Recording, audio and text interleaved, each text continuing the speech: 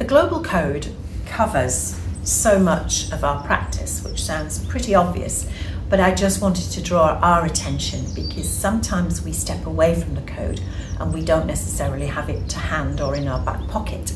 So it's about, section 4 is about excellence in practice. It's about our ability to perform what we do.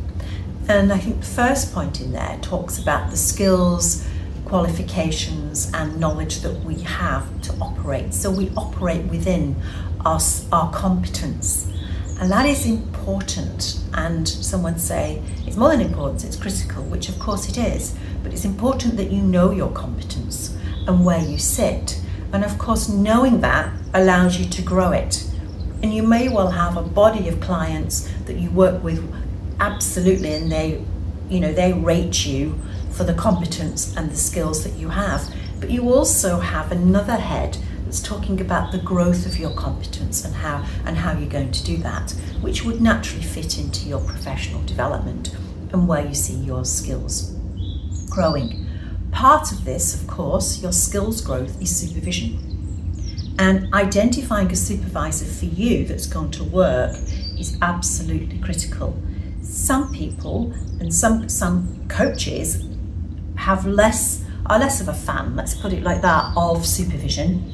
And they are very experienced, and I think that's a really good question. So if you're buying coaching, you're buying that service, then really ask the potential coach, what do they think about supervision? What's their sort of philosophy of supervision? And also, how much supervision do they access?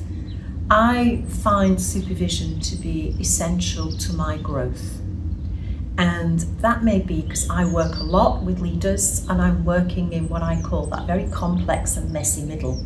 And there's always messy middles in life, and I think that is where executives, leaders, senior technical people want to explore and where they might come unstuck. So that's my sort of work, as well as helping them grow into or out of the place they're at. So that could be career, that could be life.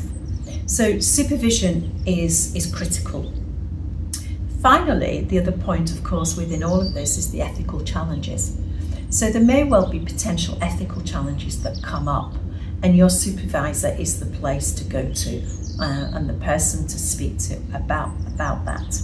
And there is, of course, an ethical challenge with your supervisor. If you know your supervisor from an existing relationship, then again, you have to establish a separate track with that person that is about supervision, not necessarily about being the person that you know in a different capacity. So really think about your practice. These are all essentials. Really think about this if you're a purchaser of services, if you're a leader wishing to purchase this for your organisation. Please, if you've got any questions on that, let me know. I'll try and answer as many as I can. And until next time,